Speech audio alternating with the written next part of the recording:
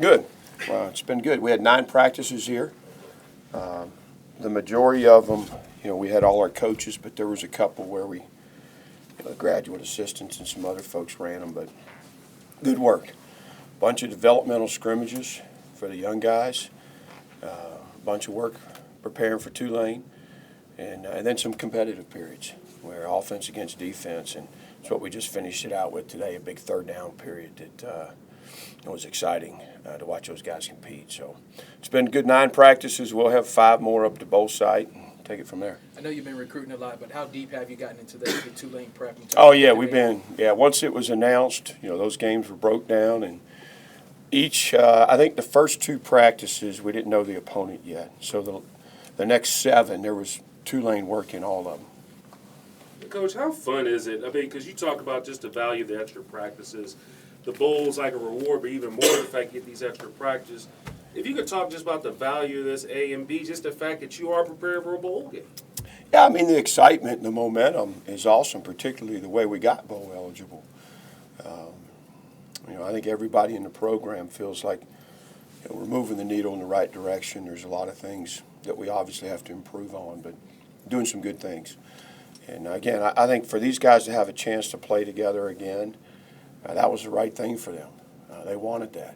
This team will look different. We come out of here and come back on January 16th or whatever it is, that locker room and that team room is going to look different. So it's our last chance to do this together. I promised them we would have fun, but we would also be on a mission to go win this football game. So we saw Ali out there actually practicing. Any chance for him in this game? I don't think so. I think he still would like to. It doesn't make a whole lot of sense to me right now. He's coming back. The extra time to be sure that it's healed, I think, is important. So, he'd have to really twist my arm to see that happen. We saw Nasir on crutches over there. Is he out for the game? Nasir, I tell you what, one of the toughest guys I've ever coached. He had a broken thumb, played the week before UVA, he played that game. And then he played the UVA game with this thing. I mean, and then he had ACL surgery.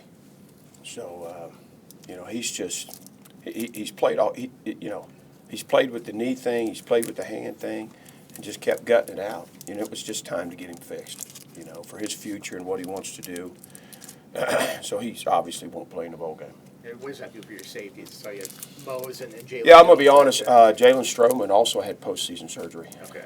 He won't be available for the bowl game. He'll meet us there on the 22nd and enjoy the trip with us, but he's not going to be able to play either. So you got Derek Canteen, you got Mose Phillips, and Jalen Jones, and then you got a couple other guys that have been repping there to provide some depth. You talked about how different this team's going to look next year, but throughout this week you've had good news after good news with guys announcing they're returning. What does that say about the program where this is going when you can get Derek, Dorian Strong come back, your 4 wide receivers to come back, Mansour not even testing the portal to come back? Yeah, I'm very proud of the culture that we've built here. These guys have a strong brotherhood. They enjoy playing together. I think they have good relationships with the men and women on our staff. They feel there's excitement, there's encouragement. They love the fan base here, and they love going to school here. I always ask these guys, do you like it here? And generally they say, Coach, I don't just like it here, I love it here. So I think it's a testament to those guys and to the people in the program and to Virginia Tech that these guys want to come back and do this. Is that?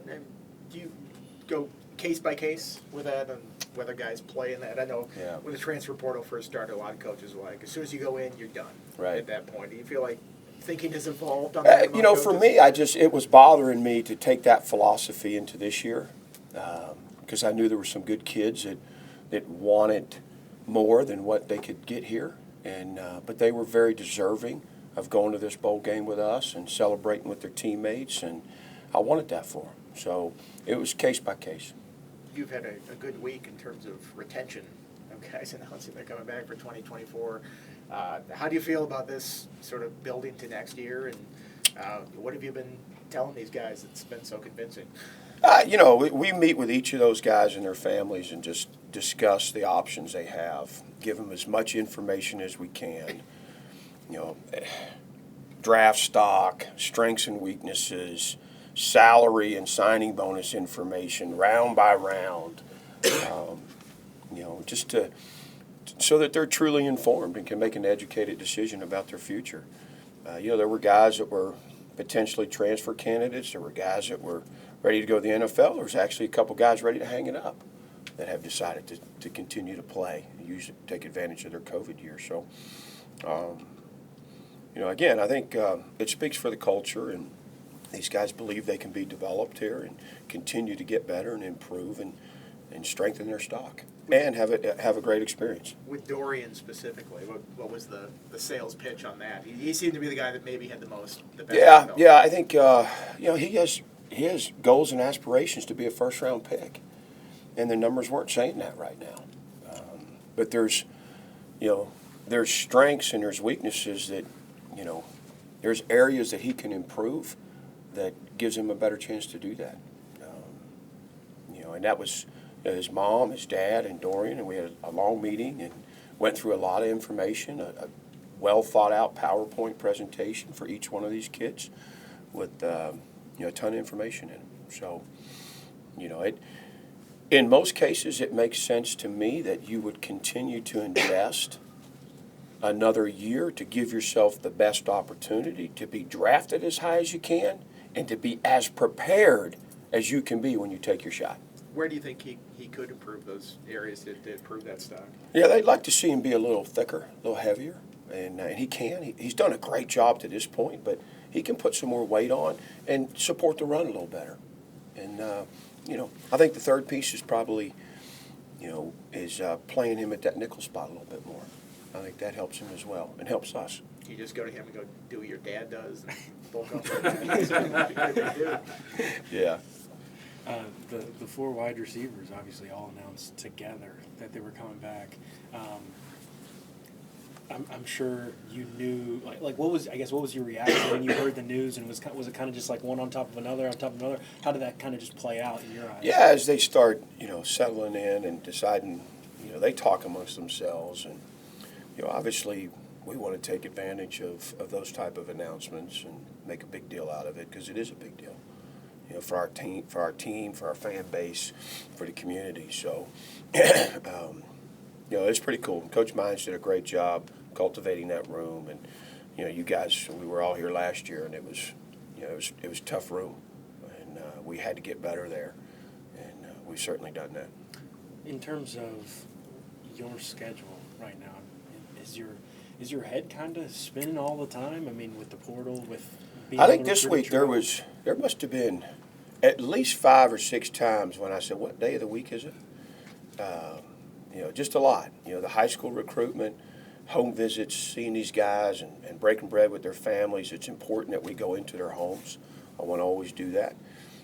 We've got 10 guys that are enrolling in January, and then traveling to see some of these transfer candidates.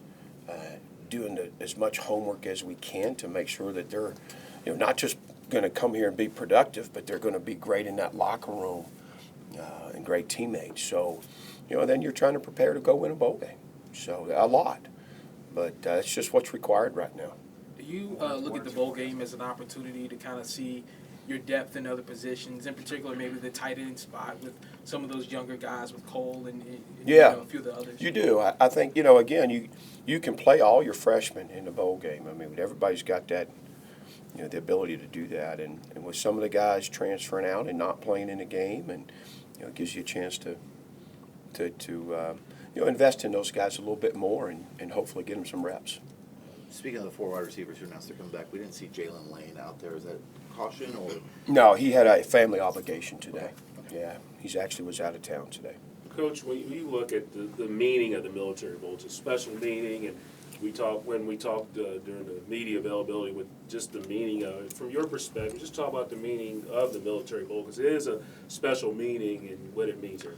Yeah, we have so many young men who have family that's either in the military or been in or are veterans. I mean, or lost loved ones. So it does mean a lot to a bunch of people in our program. But I think it's pretty cool what this bowl is all about, and Patriot Point and what they do and how they serve our veterans there. I'm anxious for our guys to get that experience and learn more about what the Military Bowl represents, why it exists.